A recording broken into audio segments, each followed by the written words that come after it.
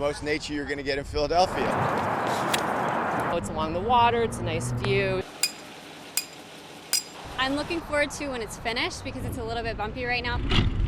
In 2012 is when we completed the master plan for the Central Delaware. And to understand it, there's really like 3 public moves associated with it. Build a park every half mile, connect back to the upland neighborhoods through improving connector streets, and then connect a 6-mile trail.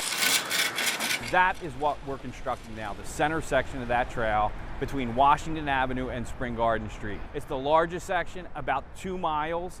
It will be the best trail segment in the city of Philadelphia, and in my opinion, maybe along the East Coast. What we've done is reconstructed the east edge near the river and reconnected the river back to Delaware Avenue, and then created separated paths. So if you're a pedestrian, or you're jogging, or you're just out for a walk, you can do that next to the river without the fear of, I'm gonna get hit by a bicycle, or I'm gonna get hit by a car. This is what will be considered an all-ages trail, all ages and all abilities, because it's also ADA compliant. The project consists of an asphalt bikeway for the bikers to be used. It's a concrete sidewalk for the pedestrians to walk on, and planting buffers, landscape areas for the trees and planting areas along the route to give it a nice look.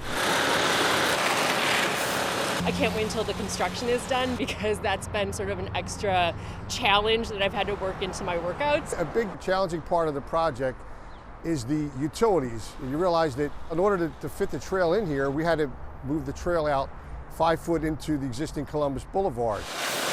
All the utilities have to be moved out into the street, which consists of 120 inlets that had to be rebuilt, reconstructed, new inlets.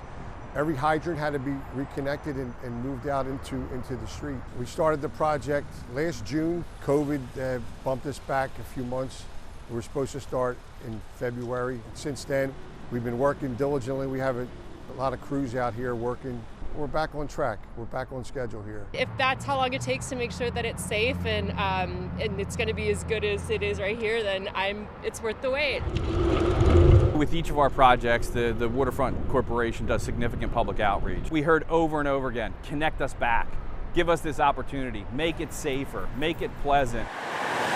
We want people to be conscientious and safe, obviously, the best that they can, obey the detour signs that are up. I mean, this is heavy work. We've tried to make it so that the people can follow the signs and the barricades. People are excited. They see sections that are complete.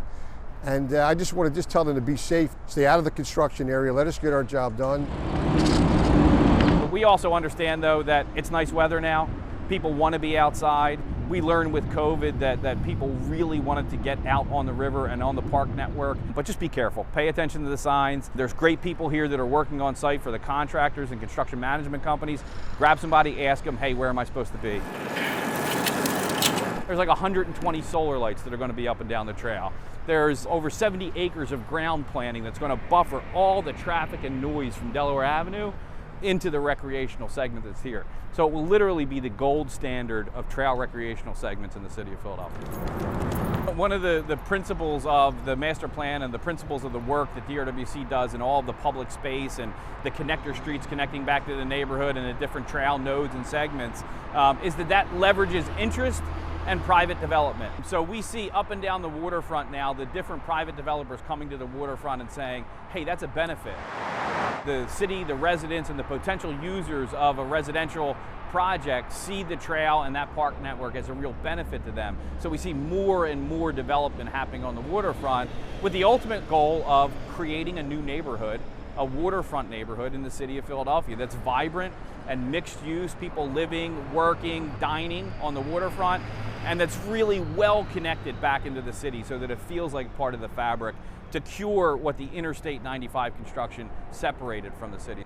Ultimately, when the entire Delaware River Trail is built out, it'll be 6 miles of trail connecting South Philadelphia to Port Richmond in the north, and then further connecting through regional networks like the Circuit Trail Network or the East Coast Greenway that it will eventually take bicyclists all the way up to Maine. We want to see that kind of use from the casual runner all the way up to an organized run. So you can navigate between Pier 68 in South Philadelphia to Spruce Street Harbor Park, to Blue Cross River Rink Winterfest in this winter when the trail is complete, to Cherry Street Pier, the incubator space at the corner of Ray Street, to Ray Street Pier, to Morgan's Pier, to Dave & Buster's, Mashulu Restaurant, Spirit of Philadelphia, the Hilton Hotel, all will feel intimately connected when the trail segment's built. That's great. It's good that the river, instead of it just being an industrial wasteland, is being turned back into something that people can enjoy. Bring out your rollerblades, come out with a bike, with friends, your dog, whatever.